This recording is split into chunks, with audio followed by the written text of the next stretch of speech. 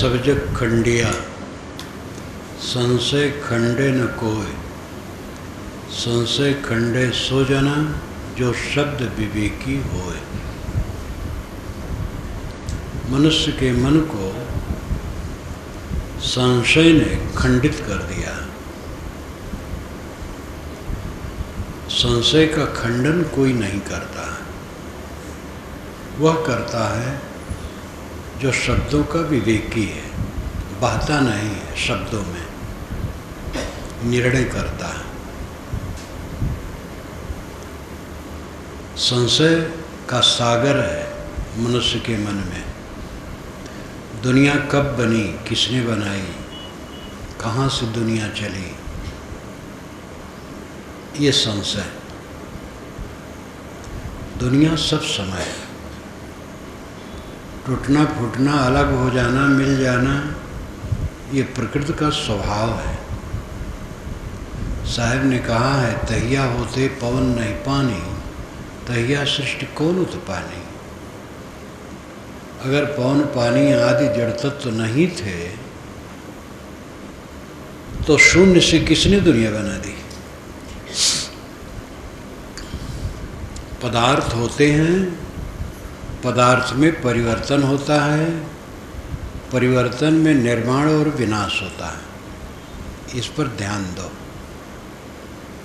पदार्थ, मूल पदार्थ, जिसको हम तत्व कहते हैं, मूल तत्व, पृथ्वी जल अग्नि वायु आकाश, ये 5 तत्व कहा जाता है।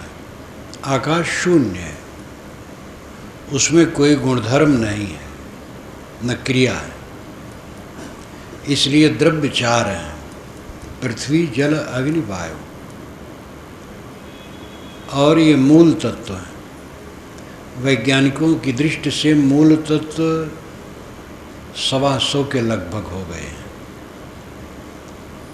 लेकिन उसमें कितने ही तत्व बदल करके दूसरा रूप हो जाता है। वो उनके अपने ढंग का वर्णन है, लेकिन वे भी ठोस, तरल, वायव्य, अतिवायव्य 4 में सबको विभाजित करते हैं। और हम लोग सहज ही पृथ्वी जल अग्नि वायु 4 में कहते हैं। तो ये जो जड़ तत्व है, जिसका सामूहिक नाम प्रकृति है, ये कहीं से बनी नहीं है। पहले नहीं थी तब हो गई, इसी बात नहीं, सब समय है। वेद में भी इसका वर्णन आता है। को ददर्श प्रथमं जायमानं स्तनवन्तं यद अनस्था बिभर्ति।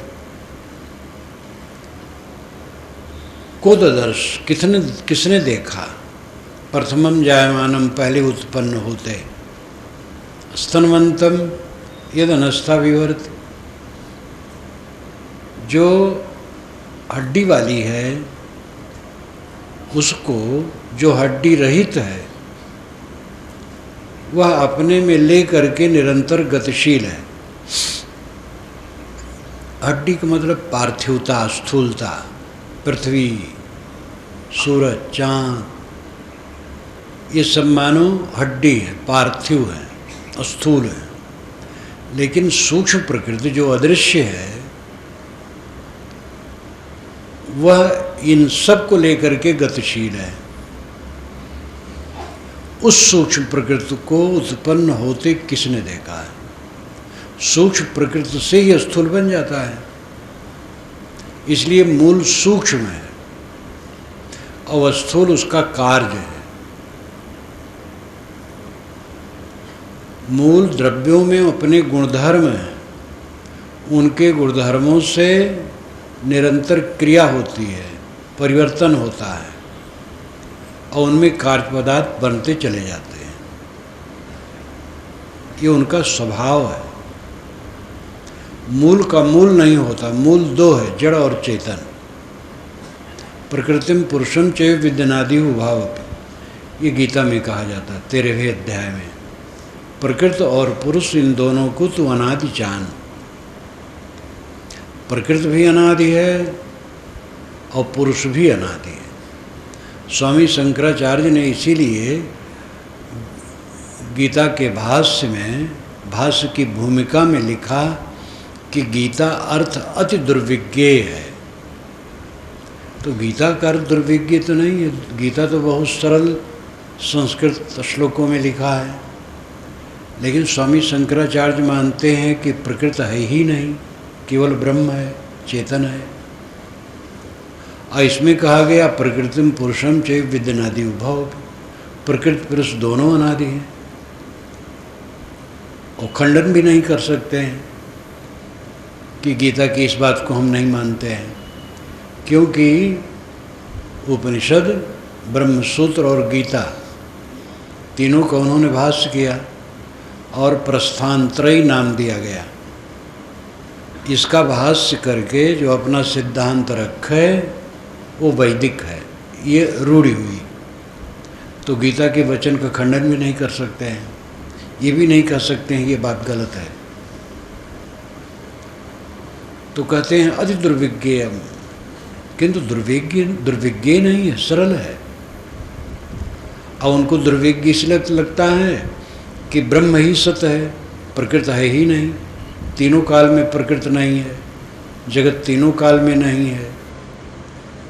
अब उनको ये बड़ा मुश्किल पड़ता है, कैसे मान ले प्रकृति भी नित्य है। और गीता के पहले बनी श्रुति उपनिषद में भी ये बात आती है। अजामेकाम लोहित शुक्र कृष्णाम बहवीः प्रजा श्रीमानाम स्वरूपा अजो एको जुष्माणो अनुसेते जहाते नाम भुक्त भोगाम अजो अन्य। ये श्वेताश्वतर उपनिषद में आता है। एक अजा है, रूपक यह है कि एक बकरी, अजा नाम बकरी, वो लोहित शुक्ल कृष्ण है, लाल है, उजली है और काली है। बहवीः प्रजा, बहुत सी सृष्टि, सृजमानाम बनाती है। कैसे बनाती है? स्वरूपा, अपनी शक्ल में। हजो एको जुष्माणो अनुसेते, एक अज है बकरा जो उसका जुस्माड़ करता है, उपभोग करता है, इसलिए अनुसेते, पीछे मूढ़ बन करके वो सो जाता है। लेकिन जहाते नाम भुक्त भोगाम जो वन्य, एक दूसरा अज है, दूसरा बकरा है, वह उस भोगी हुई बकरी को छोड़ देता है। ये रूपक है। अजा का मतलब है जो जन्मे ना, और अज का मतलब है जो जन्मे ना। अजा है प्रकृति और अज है पुरुष।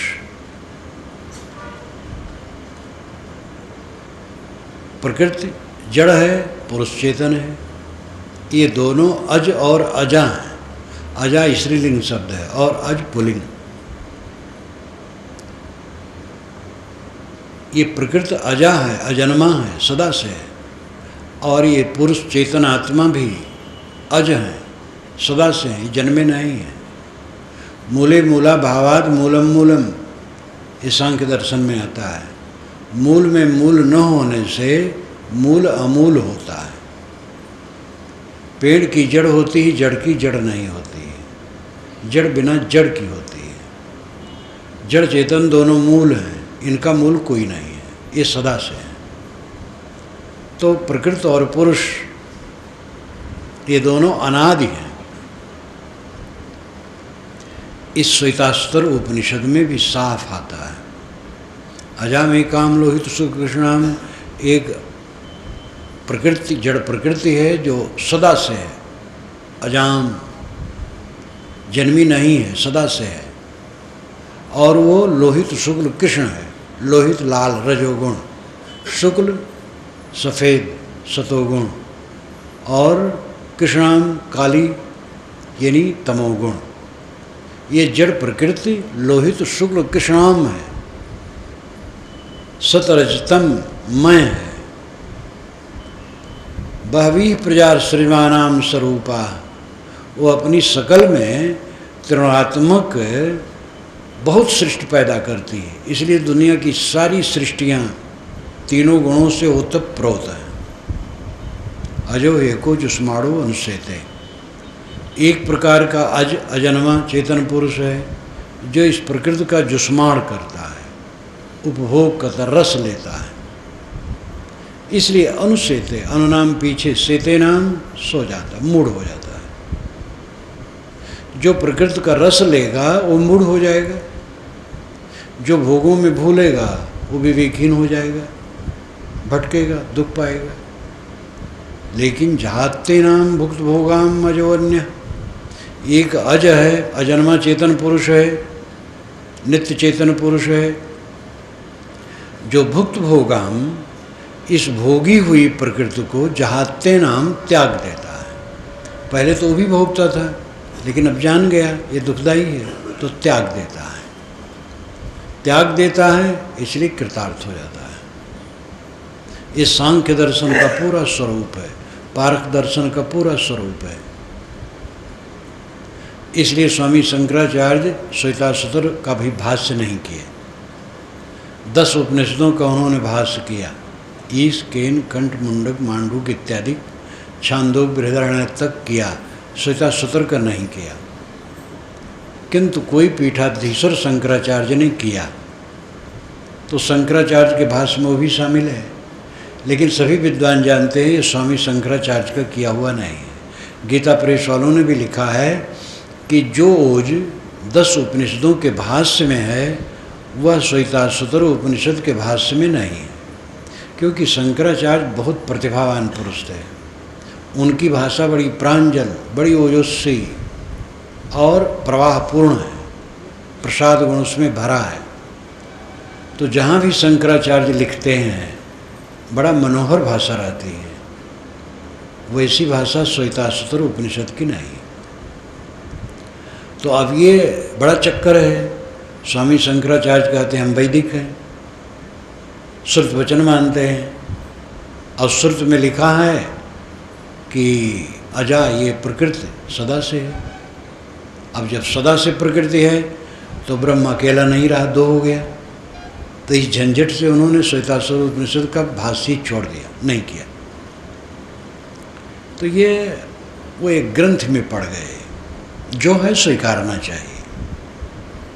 सृष्टि के विषय में वेदों में जड़ तत्वों से निर्माण हुआ और ब्रह्म से निर्माण हुआ, दोनों ढंग से कहा गया है।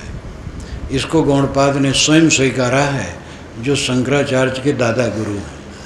भूत्तो आप सृजमाने समाश्रुति निश्चितम युक्त युक्तम चाहिए तद्भूत नेत्रेत। उन्होंने लिखा 215 कारिकाएँ उनकी मांडूक कारिका है, और स्वामी शंकराचार्य का वही उपादान सामग्री है, वहीं से उन्होंने सब लिया है। और उसी में ये लिखा है भूततो अभूततो आप सृजमाने समाश्रुति। श्रुतियाँ समान रूप से कहती हैं कि जड़ तत्वों से जगत बना और ब्रह्म से जगत बना, दोनों प्रकार से कहती हैं। इसलिए निश्चितम युक्त युक्तम च यत्तद्भूत नेत्रेत, जो निश्चित है और युक्त युक्त है वैसा होता है, अन्यथा नहीं होता है। ये भी पारखी वचन है, बिल्कुल निर्णय। लेकिन गौड़पाद इसको लिख करके भी अजात बात कहे, जगत बना ही नहीं है, क्योंकि जगत है ही नहीं तो बना कहाँ। तीनों काल में ये जगत नहीं है। ये चाँद, सूरज, पृथ्वी, नक्षत्र और ये जो राजिम और नवपारा और कबीर आश्रम देख रहे हो, है ही नहीं। लोग कहते कैसे नहीं है। इसी में तो वेदांती लोग भी आश्रम बनाते हैं, पुस्तक लिखते हैं, प्रचार करते हैं, शिष्य बनाते हैं, व्याख्यान देते हैं। ये है कैसे नहीं, ये बड़ा चक्कर है। अजात बात उन्होंने माना, तीनों काल में जगत नहीं। जगत तीनों काल में नहीं है, इसका एक सीमा में अर्थ है। आत्मा में जगत तीनों काल में नहीं है। आपके आत्मा में देह और जगत तीनों काल में नहीं है, लेकिन जगत में जगत तीनों काल में है। ये चाँद सूरज सब समय है, ये जड़ प्रकृति सब समय है, लेकिन हमारी आत्मा में नहीं है। अद्वैत तभी होता है जब जड़ प्रकृति का मोह छोड़ के अपने आप में स्थित हो गया, अद्वैत हो गया। सबको मिला करके अद्वैत थोड़े होता है। अद्वैत का अपना महत्व है। संकल्प छोड़ दिया, अपने आप शांत हो गया, अद्वैत हो गया। तो ये सृष्टि जो दिखती है ये सदा से है। पहले मुर्गी है कि अंडा? अंडा बिना मुर्गी कैसे? हाँ, पहले मुर्गी। तो अंडा के बिना मुर्गी कैसे? मुर्गी बिना अंडा नहीं, अंडा के बिना मुर्गी नहीं। ये दोनों सदा से हैं। आरंभ कहाँ है? पहले बीज है कि वृक्ष? नर है कि नारी? सब समय सब कुछ है। इसको समझने के लिए आप जगन मीमांसा पढ़िए, छोटी पुस्तक है इन पुस्तकों में, जगन मीमांसा। सृष्टि सदा से है, ये जगत प्रपंच सदा से है, इसमें उलझने की जरूरत नहीं है। जब हम एक सिद्धांत मान लेते हैं तो उसके विरुद्ध बात को ढांकने के चक्कर में पड़ जाते हैं, और ये ठीक नहीं है। उदार होना चाहिए, निष्पक्ष विचार करना चाहिए। जड़ भी है, चेतन भी है, ब्रह्म भी है, जगत भी है। ब्रह्म चेतन है, आत्मा है, स्वयं स्वरूप है, और जगत ये जड़ प्रपंच है, दोनों हैं। और ये सदा से है, इनका आरंभ नहीं है और अंत नहीं है।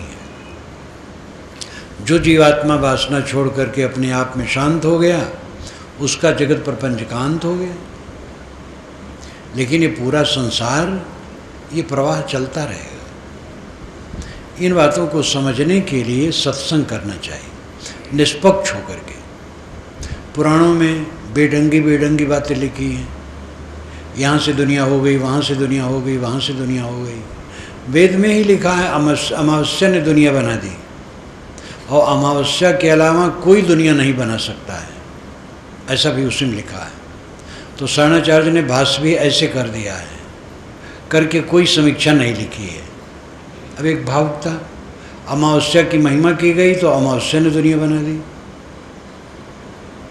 अमावस्या तो एक तिथि है। अमावस का अर्थ होता है एक साथ रहना।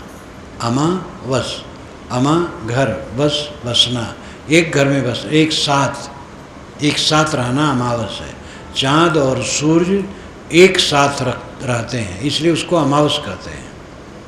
सूरज जब उदय होता है सुबह अमावस को, तो आप देखेंगे चाँद भी वहीं पास में है। यद्यपि कोई दूर दूर हैं, लेकिन यहाँ से पास में लगते हैं। तो अमावस तो चाँद सूर्य का थोड़ा नज़दीक हो जाने का एक घटना है, और ये महीने में एक बार हो जाता है। वो तो सृष्टि के अंदर, वो सृष्टि क्या बनाएगी? वेद में बहुत भावुकता की बातें हैं, तर्क की बातें हैं, सब बातें हैं। छानबीन करके विचार करने की ज़रूरत है। इस पर ज़्यादा विस्तार में नहीं कर सकता, क्योंकि और बातें थोड़ा थोड़ा कहना चाहिए। इसके विषय में समझने के लिए जगन मीमांसा पढ़ना चाहिए। पारक सिद्धांत के अन्य पुस्तकों से भी बल मिलेगा। जगत सदा से है, और सदा ऐसे प्रपंच ये चलता है। अपने प्रपंच को मिटाओ। ये कहाँ से पैदा हो इस चक्कर में न पड़ो। पुराणों की कल्पनाएं बहुत बेढंगी हैं। यहाँ से हो गया, वहाँ से हो गया, वहाँ से हो गया, सब जगह है। वेद का मंत्र ही काफ़ी है। कोददर्श किसने देखा? प्रथमम जायमानम, पहले दुनिया बनती हुई, सब समय है दुनिया। और वही कबीर साहब कहते हैं, तहिया होते पौन नहीं पानी, तहिया सृष्टि कौन उत्पानी। इस संशय का खंडन जड़ चेतन के गुणधर्मों को समझ करके अपने आप हो जाएगा। भूत प्रेत, चुड़ैल, डाकनी शाकनी, ग्रह लगन मुहूर्त, तमाम अंधविश्वास है। इन संशयों में लोग पड़े रहते हैं। भूत प्रेत नाम के कोई जानवर नहीं है, डाकनी शाकनी कहीं कुछ नहीं, ग्रह लगन मुहूर्त का कोई चक्कर नहीं है। ग्रह आकाश में है, वो अपना काम करते हैं। आपको ग्रह नहीं लगता है। ग्रह लगेगा तो पूजा करने शांत कैसे होगा? पूजा करके तो एक बल्ब भी नहीं बुझाया जा सकता। ग्रह टेढ़ा है, यही झूठ है। लेकिन पोथियों में सब लिखा है, अथर्व वेद तक में भूत प्रेत झाड़ फूक सब है। ये पुराना संस्कार है और धर्म ग्रंथ मान करके सब मानने के चक्कर, उसी में बड़े बड़े पंडित भटकते हैं। अच्छे अच्छे पंडितों को मैं जानता हूँ कि वे स्वयं इसमें ग्रस्त होकर के पीड़ित, तकलीफ होती है तो दूसरे पंडित से कहते हैं, क्योंकि रोगी, डॉक्टर जब रोगी होता है तो दूसरे डॉक्टर को दिखाता है। इसी प्रकार पंडित भी परेशान होता है तो और पंडितों से बात करता है, तो दोनों तो भटके हैं, तो कहते ग्रह टेढ़ा है। अब उसमें फंसा वो पंडित, तो पंडित दूसरे को फंसाता, स्वयं भी फंसता है। पंडितों के घर में ऐसा ऐसा जंजाल मैंने देखा है पूजोवल का, कि महा झंझट। सब पंडित जानबूझ करके सबको धोखा नहीं देते हैं, स्वयं भटके और दूसरों को भटकाते हैं। लेकिन पारक सिद्धांत की बातें ठीक से समझ लो, सब रोग कट जाएगा। भूत प्रेत है ही नहीं है, झाड़ फूक बेकार है, हाथ की रेखा दिखाने की जरूरत नहीं है, हाथ से काम करो, किसी को हाथ रेखा न दिखाओ। भटकाने वाले बहुत आते हैं। तकलीफ जीवन में आती है। महाराज राम को शाम को राज बताया गया और सुबह वनवास दिया गया, लेकिन गुरु वशिष्ठ वहीं बैठे थे, उनके पास वे नहीं गए कि महाराज जरा देखो हमारा ग्रह दशा क्या है, जरा कोई यज्ञ बैठा दो, कुछ जाप बैठा दो, मेरा वनवास न हो, कुछ नहीं कहे। मानवीय धर्म के अनुसार कि माता पिता की आज्ञा है और चल दी। और उनके हम लोग बाल बच्चे हैं और भटकते हैं। अंधविश्वास से दूर हो, अंग फड़कने से कोई हानि लाभ नहीं होता है, चाहे दाहिना फड़के चाहे बायां फड़के। महाकाव्यों में कथा के माध्यम से भ्रम जड़ दिया गया है। रामायण हो, महाभारत हो, गीता हो और ग्रंथ हो, सब में भ्रम जड़ दिया गया है। सब में हीरे मोती भी हैं और सब में भ्रांतियाँ भी हैं। इसलिए विचारक बनो, आँख मूंद करके न मानो। रामायण में लिखा है, गीता में लिखा है, वेदशास्त्र में लिखा है, इसलिए मान लें, ऐसी बात नहीं। क्या लिखा है ये सोचो। कबीर वाणी में अगर कोई बात खोट है तो छोड़ दो, कबीर वाणी पर भी ऑपरेशन करो। अगर वो सही है तो आपका ऑपरेशन औजार टूट जाएगा, और अगर गलत है तो कट जाएगा। किसी पक्षपात न करो, कबीर का भी पक्षपात न करो। कबीर की वाणी में भी परख करो, कहीं भी हो, निर्णय मानो, निर्णय से कल्याण होने वाला है। लेकिन खुशी की बात यह है कि कबीर तो ऐसे हैं जो निर्णय ही पर डटे थे, भय छोड़कर, संदेह छोड़कर। सबको आदर देते हैं, लेकिन निर्णय को सर्वोच्च आदर देते हैं। कोई तकलीफ होती है तो अपने कर्मों का परिणाम है, चाहे वो आज का कर्म हो चाहे पहले का कर्म हो। हम प्रारब्ध भी मानते हैं, क्योंकि जन्म जन्मांतर से जीव कर्म करता आया है। अनेक जन्म हुए हैं हमारे, तो पूर्व जन्मों के कर्मों के परिणाम भी उदय होते हैं, वे सुख और दुख देते हैं। और अधिकतम सुख दुख हमारे अपने वर्तमान जीवन के अज्ञान दुरुपयोग से होते हैं। समझते नहीं हैं, खान पान में गड़बड़ी, रहन सहन में गड़बड़ी, भोग की लंपटता, चिंता, फिक्र, उद्वेग, क्रोध, काम, ये सबसे अनेक रोग पैदा होते हैं। जो निरंतर चिंता में रहता है अनेक रोगों से ग्रस्त हो जाता है, और वो सब मन का भ्रम है। चिंता करने से कोई लाभ होता है? तो जो तकलीफ आए उस पर विचार करो और उसका समाधान करो। झाड़ फूक के चक्कर में न पड़ो, किसी पंडित मौलवी और महात्मा के पास दिखाने न जाओ।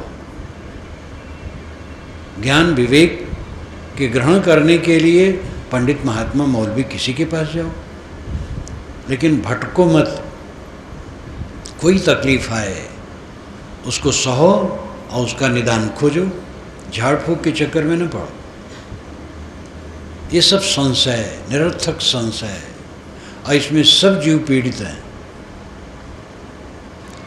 एक छत्राणी जो मेरी शिष्या, अयोध्या से उत्तर की बात है, करीब 35 वर्ष हो गए होंगे। उस समय मैं जगह जगह कुछ रहा करता था, तो उसके गांव पर गया, कई लोग शिष्य हैं, तो रहना हुआ, तो 7-8 दिन रहना हुआ, वर्षक टाइम था।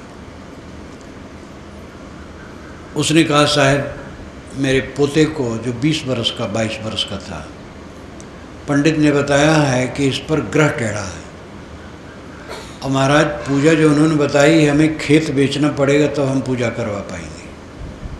वो कहते हैं साल भर के अंदर अगर ये काम नहीं हुआ तो ये रह नहीं जाएगा।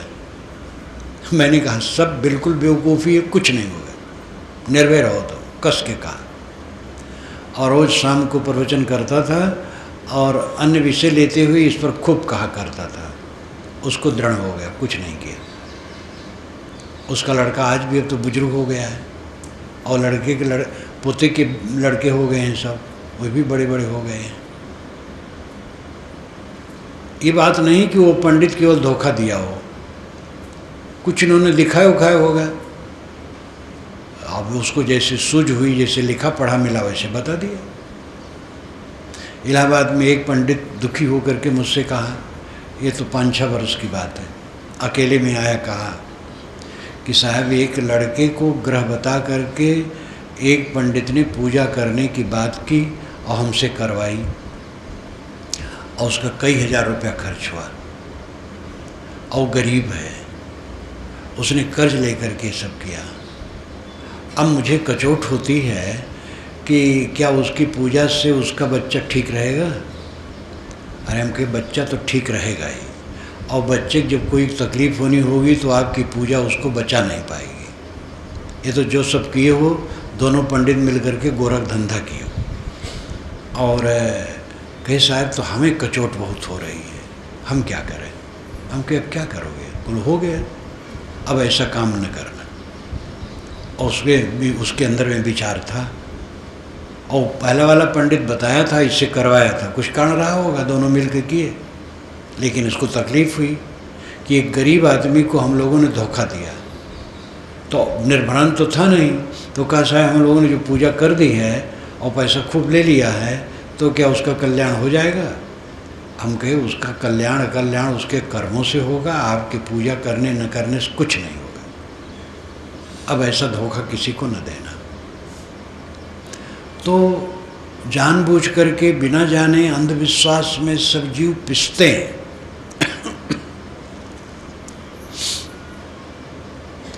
कोई तकलीफ आए संयम से रहो। विपत्ति आपत्ति दुनिया में आती रहती, सारी चीज़ें बिगड़ाऊ हैं।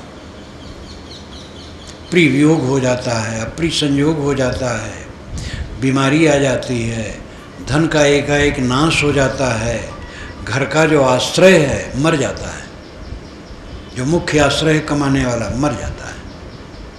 ये घटनाएं समय समय से घटती हैं। नवयुवक का विवाह होता है और विवाह होने के बाद वो एक्सीडेंट में मर जाता है, ऐसे ही मर जाता है। ऐसी दर्दनाक घटनाएं होती हैं। ये सब अपने कर्मों के प्रवाह का फल है, इसमें घबराने की जरूरत नहीं है। संशय सब जग खंडिया। कितने पुरुषों को अपनी पत्नियों पर संशय होता है? कितने पुरुष अपनी पत्नी के प्रति संशय करते हैं? मेरे सामने एक घटना आती है। एक पुरुष अपनी पत्नी पर बहुत संदेह करता था, तो उसके बच्चों ने, जो जवान जवान लड़कियां और लड़के हमारे पास बैठे, कैसा है हमारे पिता की बात बड़ी ख़राब है, वह हमारी माता पर शंका करते हैं, और हमारी माता एकदम निर्मल है, और सचमुच में वो ठीक है, लेकिन अब पुरुष के मन में गोबर घोरा था। इसी प्रकार स्त्री की भी घटना मेरे सामने आई।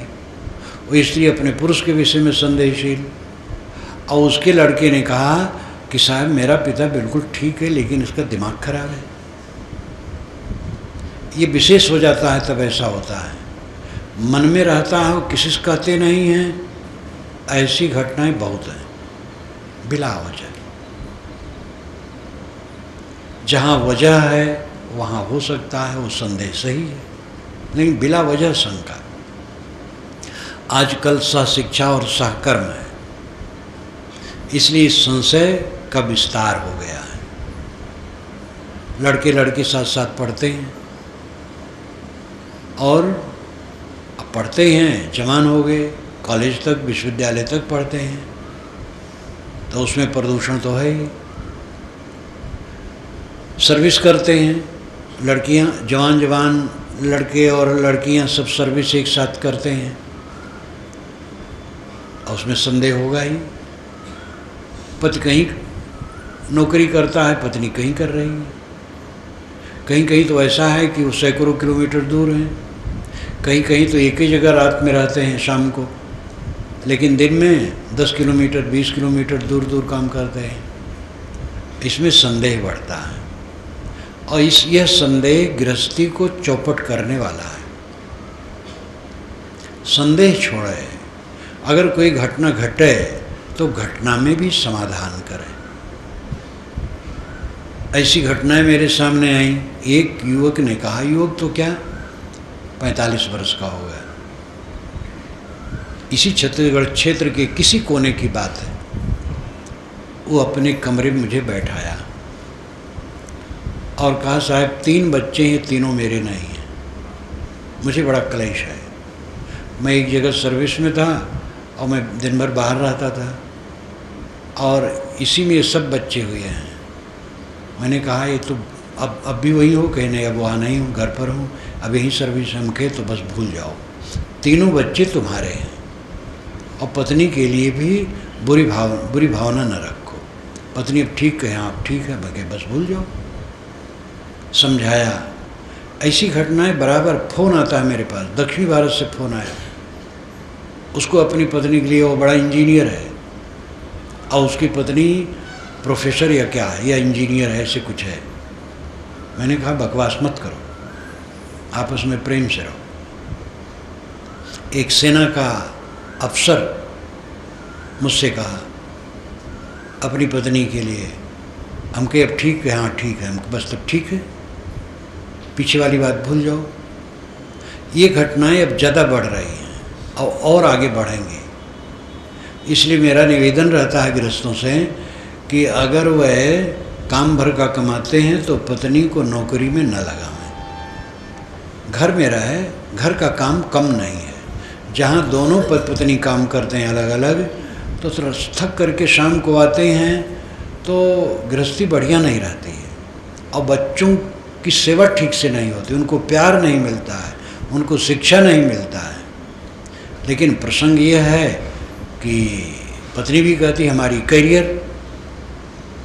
हम क्यों बैठें, हम पढ़ी लिखी हैं, वो भी नौकरी करना चाहती है। ऐसे हमारी सीख मान करके कई युवकों ने ऐसा विवाह किया। एक लड़के का तो विवाह तय हो गया था। जब वो पता पाया कि जिस लड़की से मैं शादी कर रहा हूँ वो पढ़ी लिखी और नौकरी करना चाहती है, तो उसने उसको कैंसिल कर दिया। और मैंने पूछा, बेटा शादी हो गई? कि नहीं साहब, कैंसिल कर दिया। अब दूसरी जगह तय हुआ है, वो नौकरी नहीं करेगी। अगर पुरुष काम भर का कमाता है तो पत्नी से नौकरी न कराए। और लड़कों को मैं ये भी हिदायत देता हूँ कि भाई शादी करो संभाल कर, प्रेम विवाह के चक्कर में न पड़ो। प्रेम विवाह की बहिया अब आ गई है, और ये प्रेम विवाह में पढ़ करके गृहस्थी बहुत चौपट हो रही है। बस नौजवानी का रंग युवक युवती को बहम में प्रेम के चक्कर में पड़ गए। प्रेम तो है नहीं, वो चाम का मोह है, और कुछ दिन में वो ढीला हुआ और बिगड़ता है और क्लेश बढ़ता है। इसलिए पढ़ो लिखो, काम करो, कहीं कमाओ, फिर विवाह करो। माता पिता और अपनी रुचि और राय सम्मत से विवाह करो। जो कोई विवाह न करने की हिम्मत रखे वो ऐसे रहे, साधना करे, माता पिता की सेवा करे, बाकी लोग विवाह करें। और समझ बूझ करके माँ बाप से राय ले करके करो। और ज़्यादातर मैं ये भी कहता हूँ लड़कों से कि तुम चटक मटक में न पढ़ो। कितने युवकों की भावना रहती है हमारी पत्नी भी खूब पढ़ी लिखी हो और खट बूट पहन करके आए, और जब कोई मीटिंग हो तो उसमें इंग्लिश झाड़ती रहे सबसे, लेकिन समझ लो ऐसी पत्नी तुम्हारी नाक भी रगड़ेगी। इसलिए गांव से कहीं पढ़ी लिखी लड़की समझदार ले आओ और प्रेम से रहो, उपद्रव में न पड़ो। यद्यप अब जहाँ पढ़े लिखे लोग हैं दोनों होता है, मेरे सामने एक घटनाएं बराबर आती हैं और हमसे इसलिए लोग कहते हैं कि समाधान हो, और मैं अपने ढंग से समाधान करता हूँ। एक युवक और युवती दोनों डॉक्टर, दोनों सफ़ेद भवन बना एकदम सिविल लाइन्स में और सब प्रकार सुविधाएं, दोनों एकांत में मुझे मिले। पत्र मिला कि साहब मेरी पत्नी को समझा दीजिए। कुल बताया तो बुलाया, मैंने कहा तुम लोग प्रेम से रहो। कैसे साहब ये डॉक्टर, मैं डॉक्टर मैंने कहा तुम लोग डॉक्टर हो गए तो हाथी घोड़ा हो गए हो। डॉक्टर हो, डॉक्टरी करो, लेकिन तुम दोनों मित्र हो, पति पत्नी हो, मित्र हो, विनम्रता से रहो, प्रेम से रहो। लेकिन वो अकड़ी बैठी रही, सुलझी नहीं। मैंने कह दिया अब क्या करो। तो ये सब अहंकार जो बढ़ रहा है, धन बढ़ रहा है और विद्या बढ़ रही है, और अहंकार बढ़ रहा है, दुख बढ़ रहा है, तलाक बराबर हो रहा है, ब्राह्मणों के घर में तलाक हो रहा है, जो स्वप्न में भी नहीं सोचा जा सकता था। ऐसा जमाना आया है।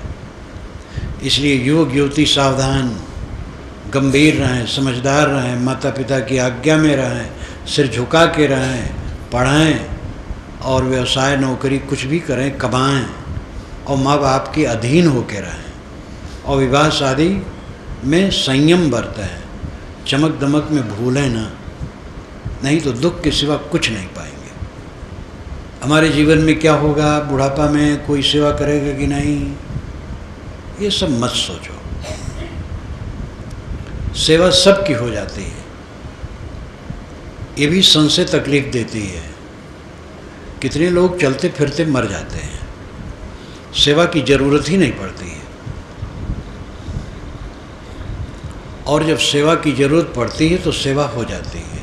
जिनके लड़के बच्चे नहीं उनकी भी सेवा हो जाती है। कुछ गृहस्थों को बच्चे नहीं होते हैं, वो अपने को दुखी मानते हैं, उनको दुखी नहीं मानना चाहिए। बच्चे वाले अपने को दुखी माने, परेशान रहें बेचारे, बच्चों को संभालें। जिनके बाल बच्चे नहीं वो तो झंझट से छुट्टी पा गए हैं।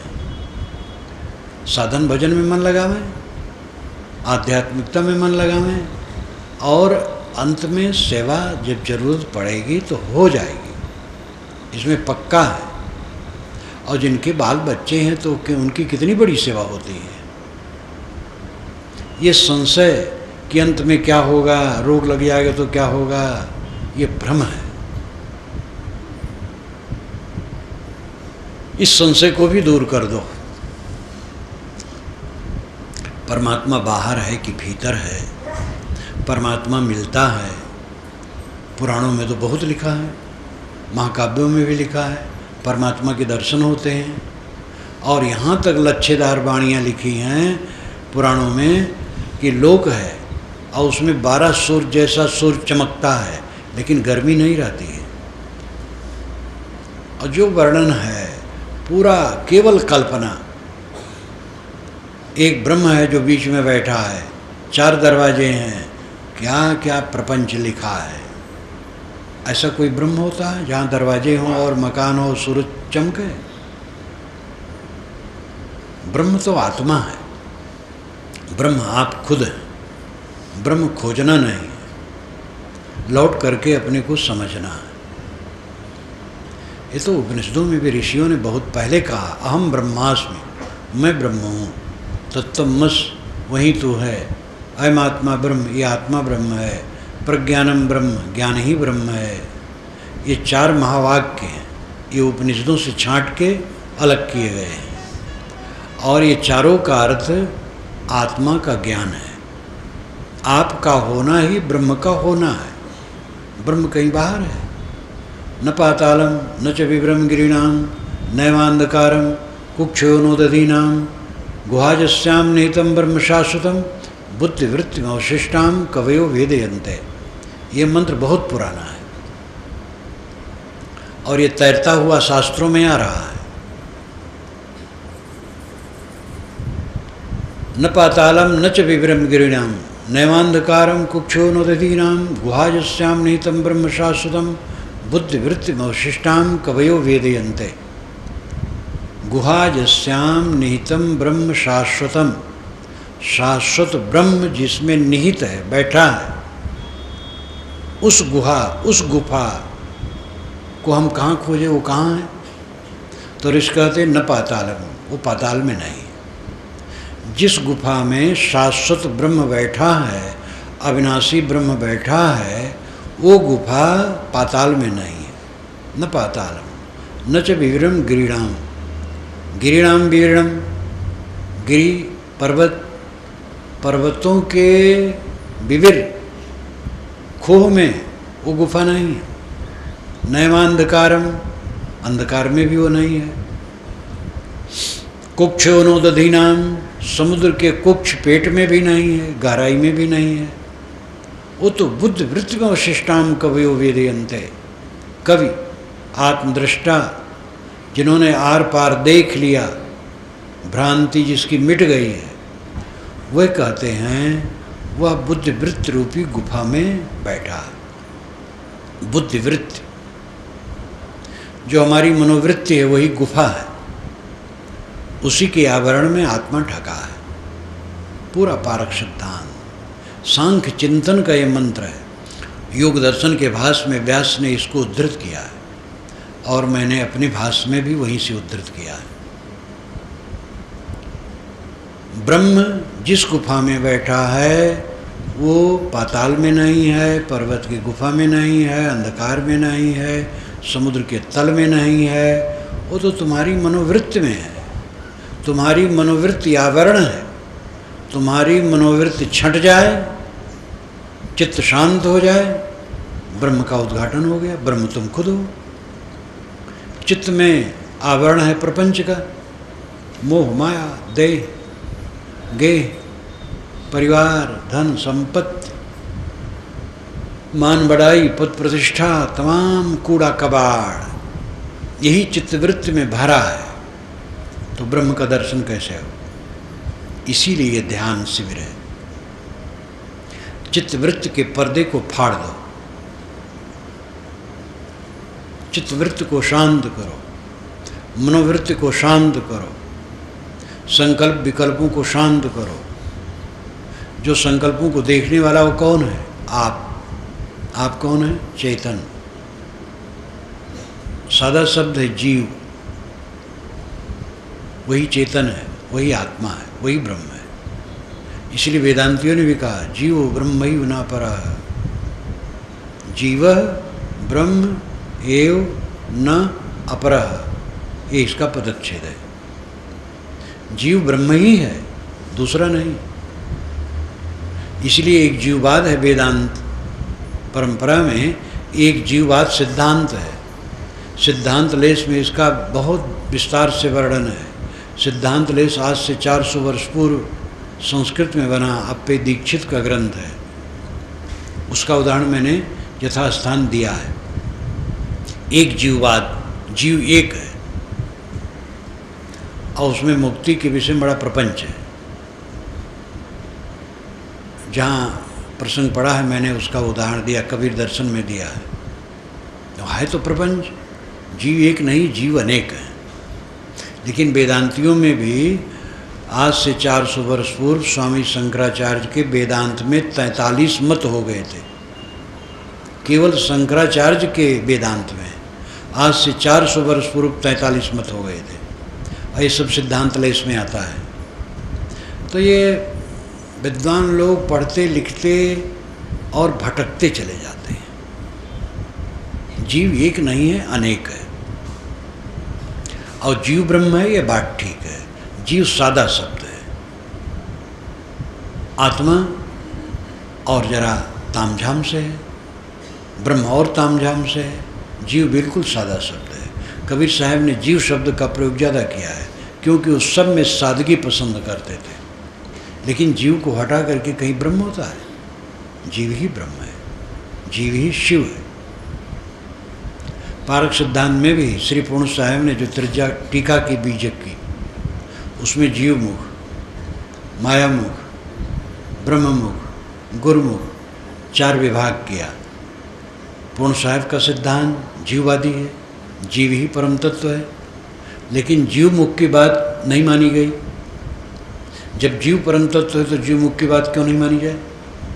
इसलिए कि जीव अभी भटका है, इसलिए जो कहता है कैसे माना जाए। और माया मुख की बात कैसे मानी जाए, वो भटकाने वाली है। और ब्रह्म मुख की बात कैसे मानी जाए, वो जड़ चेतन मिला देता है। इसलिए गुरुमुख बात मानो। गुरु निर्णय करता है। गुरुमुख बात क्या है? निर्णय वाणी गुरुमुख होई। निर्णय वाणी ही गुरुमुख है। गुरु के मुख से निकलने से गुरुमुख नहीं है, क्योंकि गुरु की कोई सींग पूछ नहीं है। कौन गुरु सच्चा है कैसे जाना जाए? निर्णय वाणी गुरुमुख हुई। निर्णय वाणी अगर बच्चा कहता है तो गुरबाणी है, और निर्णय वाणी नहीं है, बूढ़ा कहता है तो गुरबाणी नहीं है। 2-2 4 कोई कहे मान्य है, 2-2 5 कोई कहे मान्य नहीं है। इस निर्णय के झकाझोर में सच्चा बोध होता है। और जहाँ शास्त्र की पूंछ पकड़ ली गई, शास्त्र में लिखा है, अब बेचारे जुमस नहीं खा सकते हैं, सिर नहीं उठा सकते हैं, शास्त्र में लिखा है, तो जानवर की तरह वो घूमते रहें, विवेक नहीं होगा। इसलिए शास्त्र प्रमाण के धोखे में मत पड़ो। दुनिया के समस्त शास्त्र मेरे हैं और समस्त महापुरुष मेरे हैं और सभी महापुरुष मेरे हैं, लेकिन निर्णय सबके ऊपर है। निर्णय ही गुरुमुख वाणी है। इसलिए विचारक और चिंतक बनो। आपका प्राप्तव्य अलग नहीं है। परमात्मा, मोक्ष, कल्याण, निर्वाण अलग से नहीं पाना है। आपका अस्तित्व परमात्मा है। आपका अस्तित्व निर्वाण स्वरूप, मोक्ष स्वरूप, कल्याण स्वरूप है। बस हमें और आपको यही काम करना है कि जो वासनाएं हैं उनको छांटना है, मनोवृत्ति को छांटना है, मन को ठीक करना, शुद्ध करना है, मन के बहाव को बंद करना है।